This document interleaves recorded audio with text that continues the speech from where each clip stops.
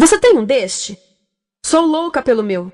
Na verdade, adoro todas as minhas coisas. Já se perguntou de onde vêm todas as coisas que compramos e para onde vão quando nos desfazemos delas? Não conseguia deixar de pensar nisso, por isso quis saber mais sobre o assunto. E os livros diziam que as coisas se deslocam ao longo de um sistema. Da extração, para a produção, para a distribuição, para o consumo e para o tratamento de lixo. Isso tudo se chama a economia de materiais. Bem, estudei um pouco mais. Eu passei 10 anos viajando pelo mundo, atrás de pistas de onde vêm as nossas coisas e para onde vão. E sabe o que eu descobri? Esta não é toda a história. Falta muita coisa nessa explicação.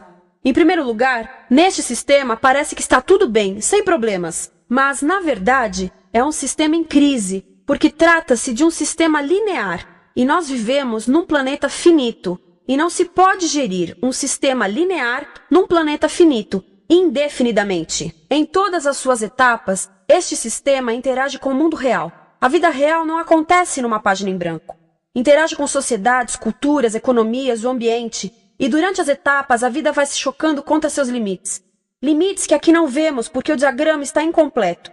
Então voltemos atrás para preencher alguns espaços e ver o que falta. Uma das coisas mais importantes em falta são as pessoas. Sim, pessoas. As pessoas vivem e trabalham em todas as etapas desse sistema, onde algumas são um pouco mais importantes que outras. Algumas têm maior poder de decisão. Quem são elas? Comecemos pelo governo. Meus amigos dizem que eu devia usar um tanque para simbolizar o governo. E isso é uma realidade em muitos países, e cada vez mais também no nosso. Afinal, mais de 50% dos nossos impostos vão para os militares. Mas vou usar uma pessoa para simbolizar o governo, porque acredito nos valores e na visão de que o governo deve ser das pessoas, pelas pessoas, para as pessoas. A função do governo é olhar por nós, cuidar de nós. Esse é o seu trabalho. Depois vem as corporações. O que leva as corporações a parecerem maiores que o governo é porque elas são maiores que o governo. Atualmente, entre as 100 maiores economias da Terra, 51 são corporações.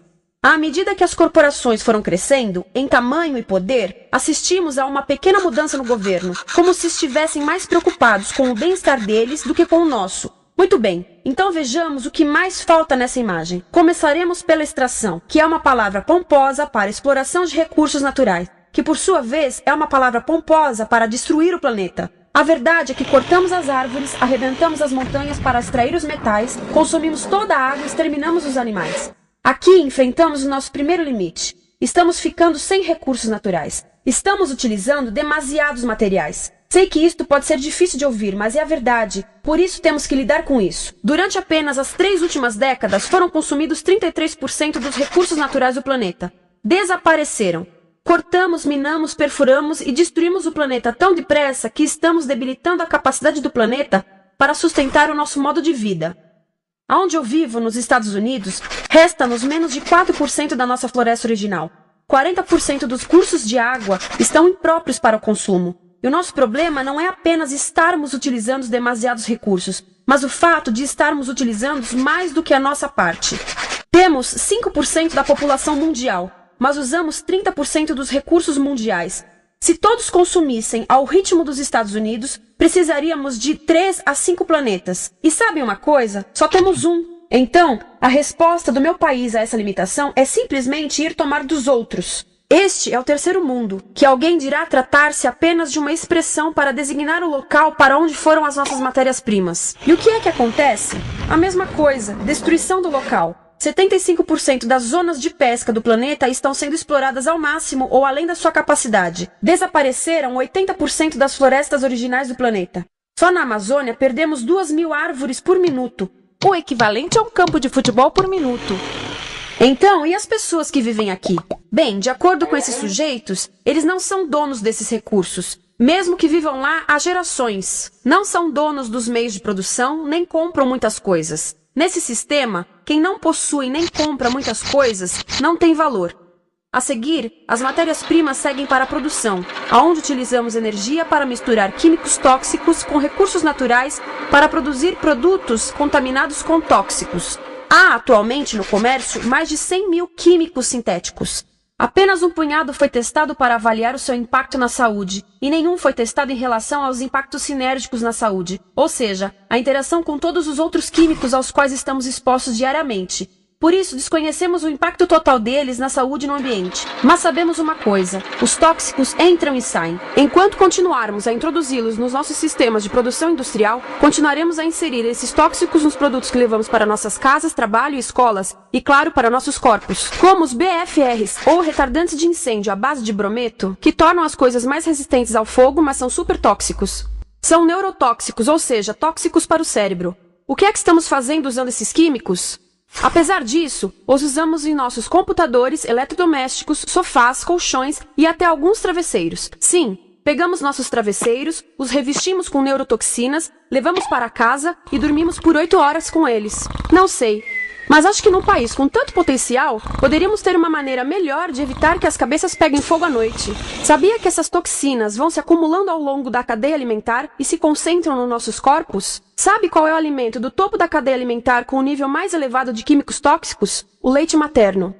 Isto significa que os menores membros das nossas sociedades, os nossos bebês, recebem as maiores doses de químicos tóxicos das suas vidas a partir do leite das suas mães.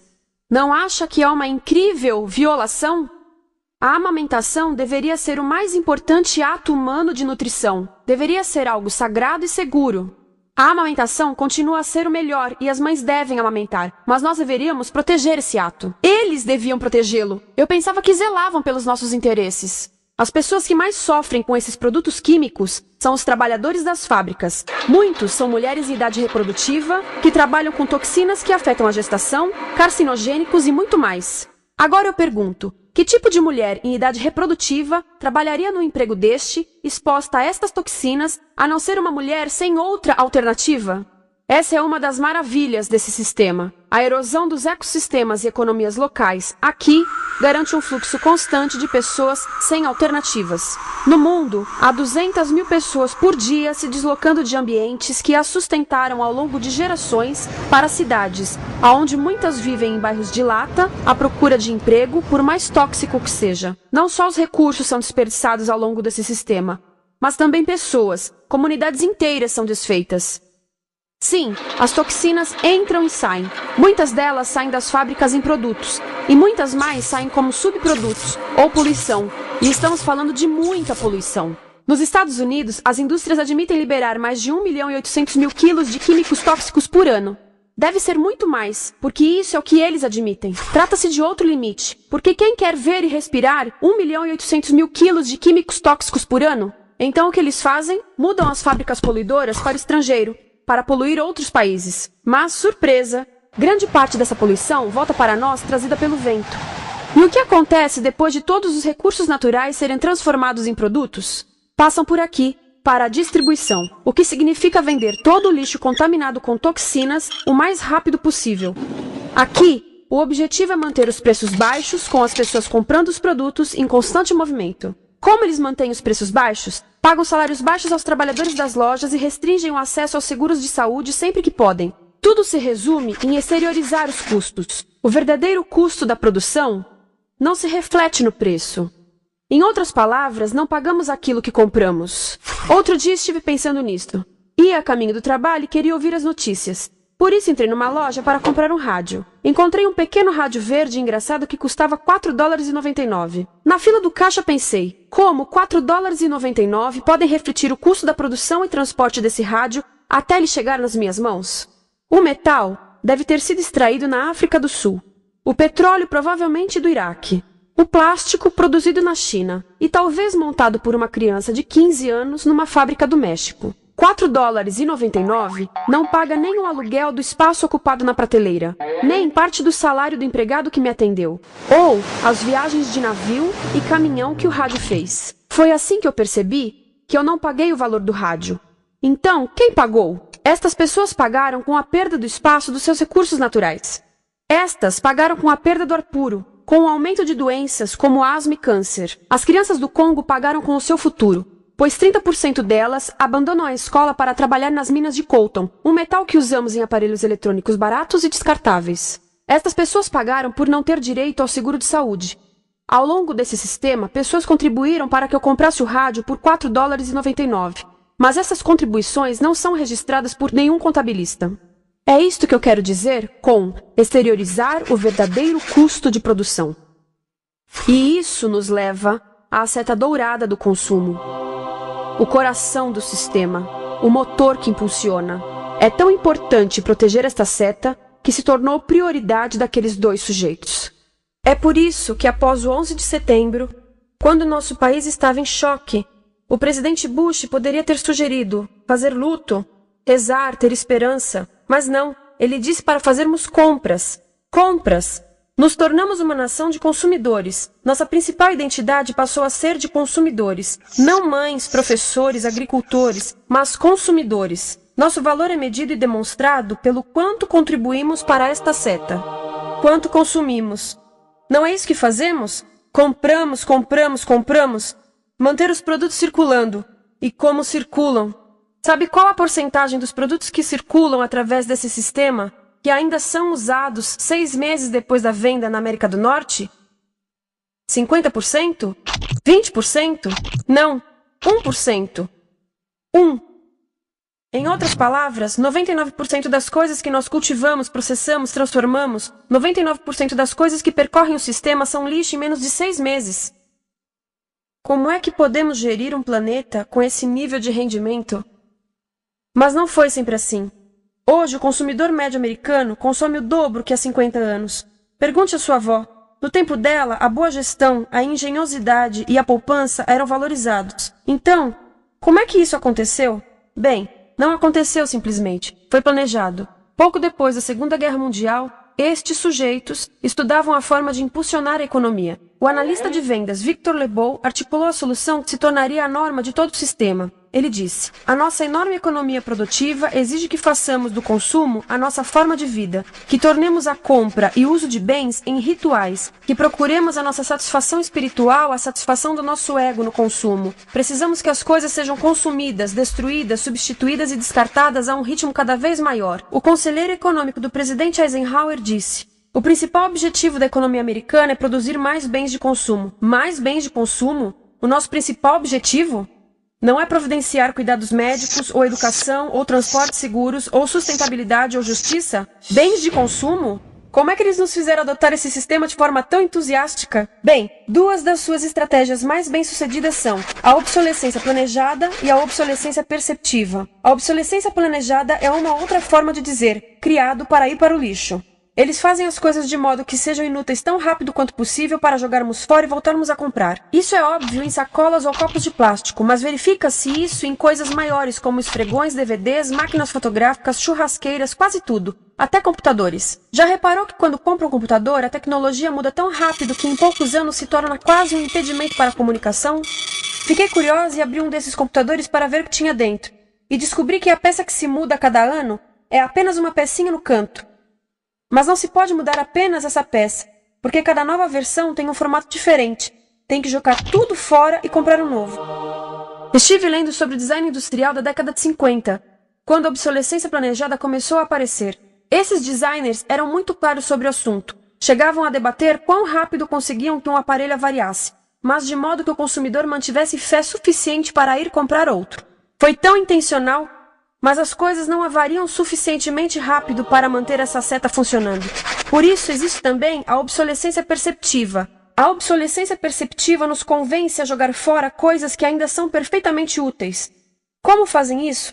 Mudam a aparência das coisas. Por isso, se comprou suas coisas há alguns anos, todos percebem que você não tem contribuído para essa seta. E como o nosso valor depende da nossa contribuição para essa seta, isso pode ser embaraçoso. Por exemplo, se eu tiver o mesmo monitor de computador gordo e branco na minha mesa por 5 anos e a minha colega tiver comprado um computador novo, ela vai ter um monitor plano brilhante que combina com o computador, com o celular e até com as canetas. Ela parece estar operando uma nave espacial e eu pareço que tenho uma máquina de lavar na mesa.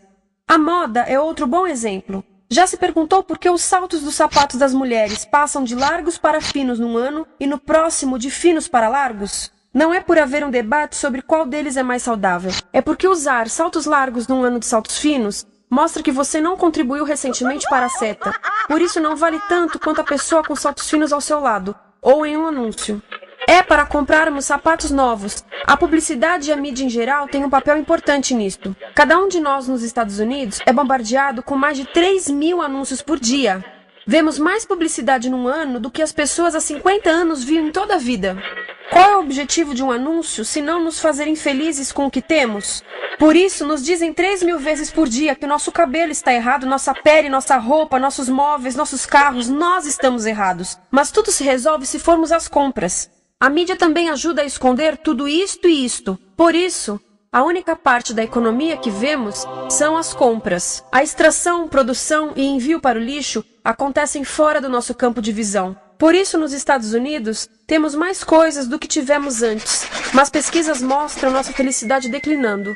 Nossa felicidade teve seu pico na década de 50, a mesma época em que a febre consumista explodiu. Coincidência interessante. Acho que sei o porquê. Temos mais coisas, porém menos tempo para o que realmente nos faz felizes. Amigos, família, tempo livre.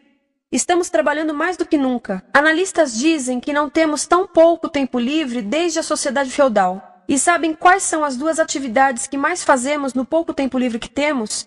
Ver televisão e fazer compras. Nós, americanos, passamos 3 a 4 vezes mais tempo comprando do que os europeus. Assim, nessa situação ridícula, vamos trabalhar talvez em 2 empregos, e quando chegamos em casa exaustos e sentamos no sofá novo para ver televisão, os anúncios dizem que não prestamos, então vamos às compras para nos sentirmos melhor. Depois trabalhamos mais para pagar o que compramos e chegamos em casa mais cansados, vemos mais televisão que nos diz para fazermos compras outra vez. E estamos nesse ciclo de trabalhar, ver, comprar, e podíamos simplesmente parar. Então, no final, o que acontece a todas essas coisas que compramos? Nesse ritmo de consumo, não cabe tudo em casa, apesar do tamanho médio das casas ter duplicado nesse país desde os anos 70. Vai tudo pro lixo, e isso nos leva ao tratamento do lixo. Essa é a parte da economia de materiais que conhecemos melhor, porque nós temos de levar o lixo até a esquina. Cada americano produz 2 quilos de lixo por dia, o dobro do que fazíamos há 30 anos. Todo esse lixo ou é despejado num aterro, que é um grande buraco no chão, ou ainda pior, primeiro é incinerado e depois despejado no aterro. As duas formas poluem o ar, o solo, a água, sem esquecer que alteram o clima. A incineração é realmente ruim. Lembra daqueles tóxicos da fase da produção? Bem, queimar o lixo libera esses tóxicos no ar. Pior ainda, produz supertóxicos novos, como a dioxina. A dioxina é a substância mais tóxica feita pelo homem, e os incineradores são a principal fonte de dioxina. Isso significa que podemos parar a principal fonte da mais tóxica substância conhecida e feita pelo homem, simplesmente parando de queimar o lixo. E podemos parar hoje. Algumas empresas não querem criar aterros e incineradores aqui. Por isso, também exportam os resíduos. Então, e a reciclagem? A reciclagem ajuda? Sim, a reciclagem ajuda. Ela reduz o lixo nessa extremidade e depois reduz a pressão para minerar e colher mais nessa extremidade. Sim, todos devemos reciclar, mas reciclar não é o suficiente. Reciclar nunca será suficiente, por 2 razões. Primeiro, o lixo que vem das nossas casas é apenas a ponta do iceberg. Para cada saco de lixo que deixamos na esquina, 70 sacos de lixo são criados anteriormente, só para fazer o lixo desse saco que deixamos na esquina. Assim, mesmo que pudéssemos reciclar 100% do lixo das nossas casas, não se chegaria ao coração do problema. Além disso, grande parte do lixo não pode ser reciclado, ou porque contém demasiados tóxicos, ou porque é criado de início para não ser reciclável, como aquelas caixas de suco, que têm as camadas de metal, papel e plástico, todas coladas. Não dá para separar essas camadas para reciclá-las. Como se vê, é um sistema em crise. Por todo o percurso, estamos batendo em limites, do clima em mudança ao decréscimo da felicidade. Simplesmente não está funcionando. Mas a parte boa de um problema tão generalizado é haver tantos pontos de intervenção. Há pessoas trabalhando aqui salvando florestas, e aqui na produção limpa. Pessoas trabalhando em direitos do trabalho, em comércio justo, em consumo consciente, no bloqueio de aterros e incineradores. E muito importante, em recuperar o nosso governo, para que seja realmente pelas pessoas e para as pessoas. Todo esse trabalho é criticamente importante, mas as coisas vão realmente começar a se mover quando enxergarmos as ligações, quando enxergarmos o panorama geral. Quando as pessoas ao longo do sistema se unirem, poderemos reivindicar e transformar esse sistema linear em algo novo, um sistema que não desperdice recursos ou pessoas. Porque aquilo de que precisamos nos livrar é da antiga mentalidade de usar e jogar fora. Há uma nova escola de pensamento nesse assunto, e é baseada em sustentabilidade e equidade, química verde, 0 resíduos, produção em ciclo fechado, energia renovável, economias locais vivas, já está acontecendo. Há quem diga que é irrealista, idealista, que não pode acontecer. Mas eu digo que quem é irrealista são os que querem continuar pelo velho caminho. Isso é que é sonhar. Lembre-se que a velha forma não aconteceu por acaso. Não é como a gravidade que temos que conviver. As pessoas a criaram, e nós também somos pessoas. Por isso, vamos criar algo novo.